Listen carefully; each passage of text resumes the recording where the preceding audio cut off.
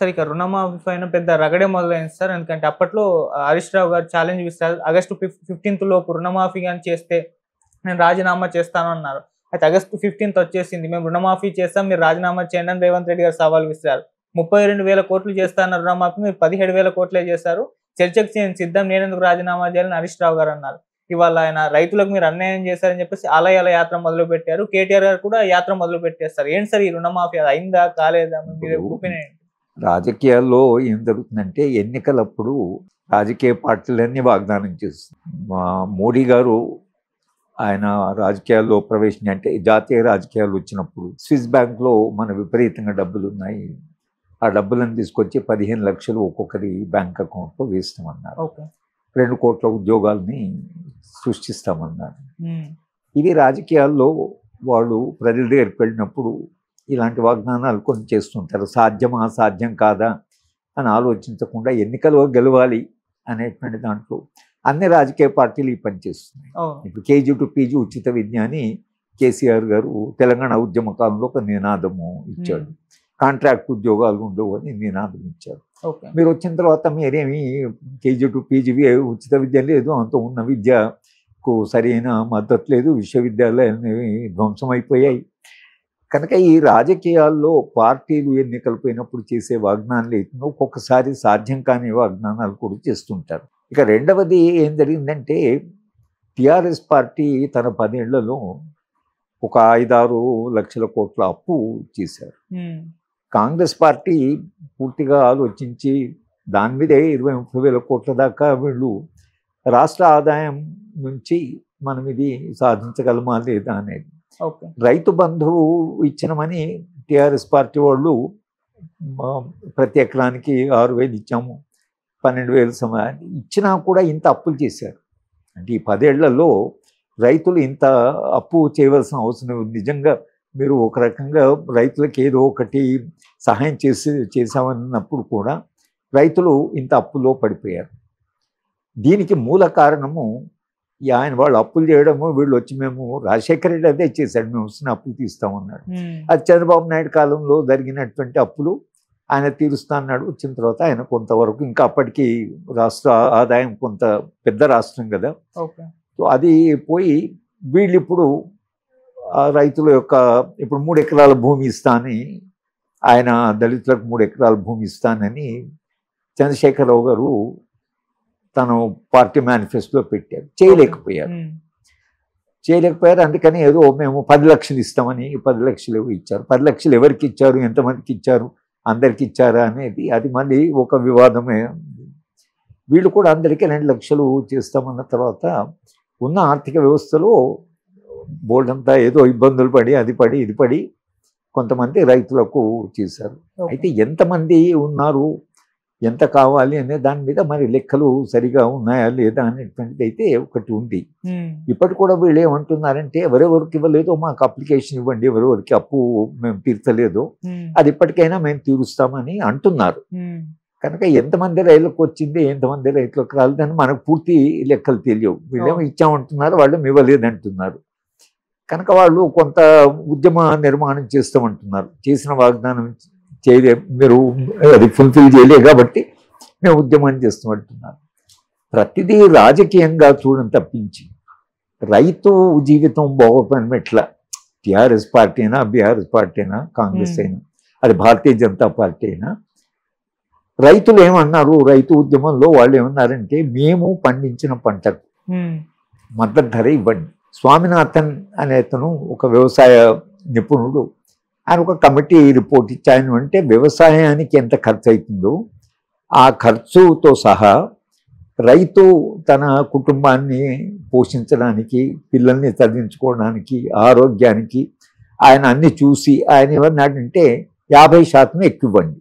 ఏది రైతు యొక్క నిత్య జీవితము, పిల్లల చదువు అది జరగడం కొరకని కావాల్సింది. ఎందుకంటే మీరు మద్దతు ధర అంటే మీరు కేవలము ఆయన పండించిన పంట ధరని మేము ఇస్తాము అని అన్నారు అనుకోండి, మీకు పంట ఖర్చు ఎంత అయిందో ఆ ఖర్చు మేరకు ఇస్తాం. మరి కుటుంబాన్ని నడవడం ఎట్లా? ఎందుకంటే లాభం వస్తే కదా, వ్యవసాయంలో పండించిన పంటకు ధరతో పాటు లాభం వచ్చి కుటుంబ పోషణ కూడా ఆ ఆదాయం నుంచి వస్తే రైతుకి ఈ సమస్యలు ఉండవు. అవును. ఎరువుల ధర పెరుగుతుంది, మందుల ధర పెరుగుతుంది, ఎలక్ట్రిసిటీ ధర పెరుగుతున్నది, తర్వాత విత్తనాల ధర పెరుగుతున్నది. మార్కెట్ పోతే తాను పెట్టినటువంటి ఖర్చు కూడా రాకపోతే అది తీవ్ర సంక్షోభం. అది అందుకని రైతులు ఉద్యమంలో వాళ్ళు అడిగింది ఏంటంటే, మాకు స్వామినాథన్ కమిటీ రిపోర్ట్ను మీరు ఇంప్లిమెంట్ చేసి మాకు మద్దతు ధర, కనీస మద్దతు ధర, మేము పండించిన పంటకు పెట్టిన ఖర్చుతో పాటు మా కుటుంబ పోషణకి కొంత గౌరవంగా బతకడానికి కావాల్సిన ఆదాయము వ్యవసాయించే రావాలి. ఆ వ్యవసాయం ఇప్పుడు మేము జీతాలు మనం పనిచేస్తున్న వాళ్ళు ఉన్నాం అనుకోండి, మనకు ఆ ఖర్చు ఏమి ఉండదు, ఆదాయమే ఉంటుంది. మన ఆదాయం ఎట్లా మన జీతాలను నిర్ణయించారు, మినిమం ఎంత జీవితం యొక్క ఇది. ఒకవేళ మన కాస్ట్ ఆఫ్ లివింగ్ పెరిగింది అనుకోండి, అప్పుడు డిఏ ఇస్తున్నారు, డేర్నెస్ అలవెన్స్ కూడా ఇస్తున్నారు, పెరిగిన ఇన్ఫ్లేషన్కు ఇది మీరు ఒక వర్గాన్ని మీరు చూసుకుంటున్నారు. కానీ మొత్తం 24 గంటలు కష్టపడి తర్వాత 12 నెలలు కష్టపడ్డ రైతు నిజానికి అది లేకుండా సమాజం నడవదు. ఆహారం అనేది సమాజం యొక్క కనీస అవసరం. కనుక మీరు ఆ కనీస అవసరానికి ఏదైతే సమాజం యొక్క అవసరమో అది పండించే వాళ్ళకి మీరు వాళ్ళకు ఆ మాత్రం వాళ్ళకు గిట్టుబాటు ధర లేకపోతే రైతులు ఎట్లా బతుకుతారనేటువంటి సమస్య ఒకటి తప్పకుండా వస్తుంది. కనుక వాళ్ళు అడుగుతున్న ఇప్పుడు ఈ రైతు బంధు తర్వాత ఇది మేము అప్పులు మాఫీ చేస్తాము, ఇది తాత్కాలిక పరిష్కారం. నిజమైన పరిష్కారం ఏంటంటే రైతు పండించిన పంటకు స్వామినాథన్ కమిటీ ఆ విధంగా చేసిన ఒక మేలు ఏమిటంటే, రైతు పెట్టిన ఖర్చుతో పాటు వాళ్ళ కుటుంబ పోషణకి, పిల్లల చదువుకి, ఆరోగ్యానికి అవి కూడా చూసి ఒక 50% మీరు అడిషనల్గా అదనంగా పంట ఖర్చు పోగా ఇస్తే రైతు గౌరవంగా జీవిస్తాడు. ఇది ఇవ్వడానికి కేంద్ర ప్రభుత్వము అంగీకరించలేదు.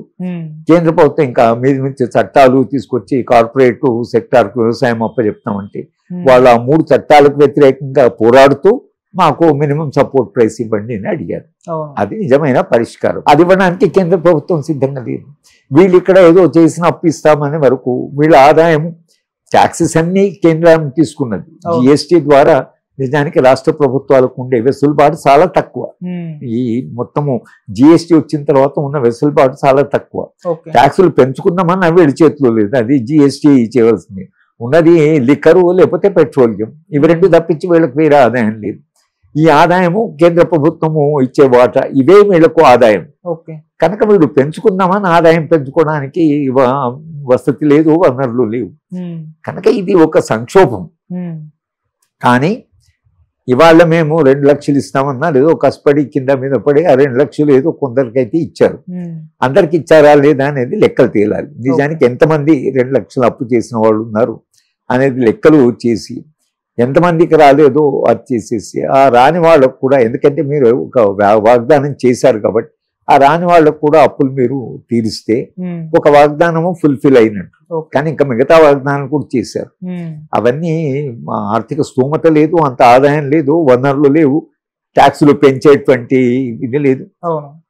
కనుక రాజకీయ పార్టీలు నేర్చుకోవాల్సిన పాఠం ఏమిటంటే, మనం ఎన్నికల్లో కూడా గెలుపుతామా ఊడతామని కాకుండా ఏది చేయగలరో, ఏది చేయడం సాధ్యమవుతుందో దాన్ని మాత్రమే వాగ్దానం చేయాలి. చేసినప్పుడు ప్రజలు దాన్ని చూసి దాని వాళ్ళు ఓట్లు వేయడం అనేది జరుగుతుంది. కానీ మనము గెలుస్తామో లేదో చూద్దాం, గెలిస్తే చూద్దాం అని మీరు ఆ తొందరపాటులో ఈ మేనిఫెస్టోలో పెట్టడం, అటు భారతీయ జనతా పార్టీ కానీ ఇక్కడ కానీ ఇవాళ చంద్రబాబు నాయుడు గారు కూడా అదే సమస్యలు ఎదుర్కొంటున్నారు. కనుక ఈ సమస్య ఎదుర్కోవడానికి కారణం ఏంటంటే, మీరు చేసిన వాగ్దానానికి అక్కడ ఉండే వాస్తవానికి తేడా చాలా వచ్చింది. రావడం వల్ల ఇవాళ కాంగ్రెస్ పార్టీ ఇక్కడ తప్పకుండా ఒక ఛాలెంజ్ను ఫేస్ చేస్తున్నది.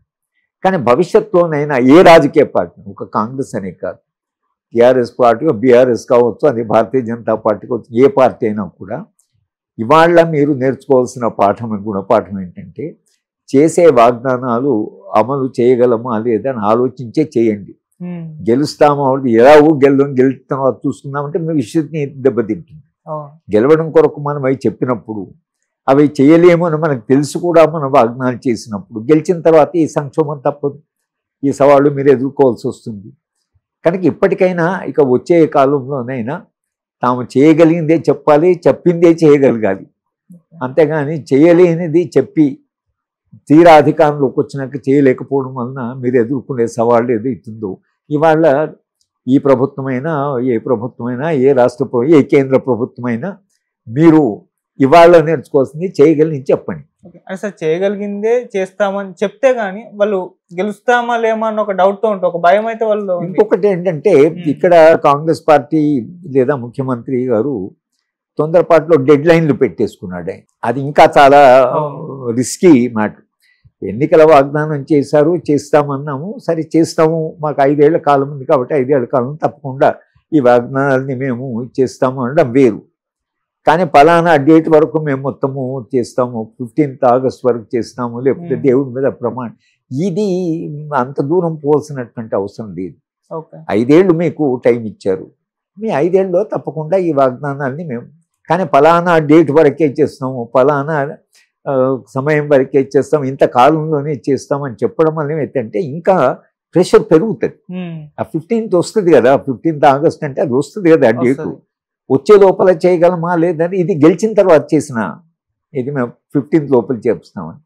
అట్లా కాకుండా మాకు 5 ఏళ్ల సమయం ఉంది కాబట్టి తప్పకుండా వాగ్దానం చేస్తాము, మాకు వనరుల సమస్య ఉంది కనుక మేము కొంత వనరులు సమీకరించిన తర్వాత మేము తప్పకుండా మా టర్మ్లో ఈ వాగ్దానాలని చేస్తాము అంటే వేరు. కానీ పలానా టైం వరకు చేస్తామంటే అపోజిషన్ పార్టీ పట్టుకుంటుంది కదా, 15వ తారీఖు రోజు మీరు ఇవ్వలేదు అంటారు, మేము ఇచ్చిన నువ్వు రిజైన్ చేయని వీళ్ళు అంటున్నారు, లేదు నువ్వు అందరికి ఇవ్వలేదని వాళ్ళు అంటున్నారు. నిజమేంటో మనకు మొత్తంగా ఎంతమంది చేరిందో ఎంతమంది చేరిందో వాస్తవాలు ఇంకా మనకు పూర్తిగా తెలియదు. అదేవరైనా కాస్త సమగ్రంగా దాన్ని అధ్యయనం చేసి ఎంతమందికి ఇచ్చారు, ఇంకెంతమందికి ఇలా అప్పు తీర్చని వాళ్ళు ఉన్నారు అనేది సరి అయిన వాస్తవమైన లెక్కలు వస్తే అప్పుడు మనము మాట్లాడుకుంటే నిజంగానే వీళ్ళు చేసిన వాగ్దానము సాధ్యం కాని అసాధ్యమైంది, కానీ వీళ్ళు ఏమంటారు చేసినామంటున్నారు.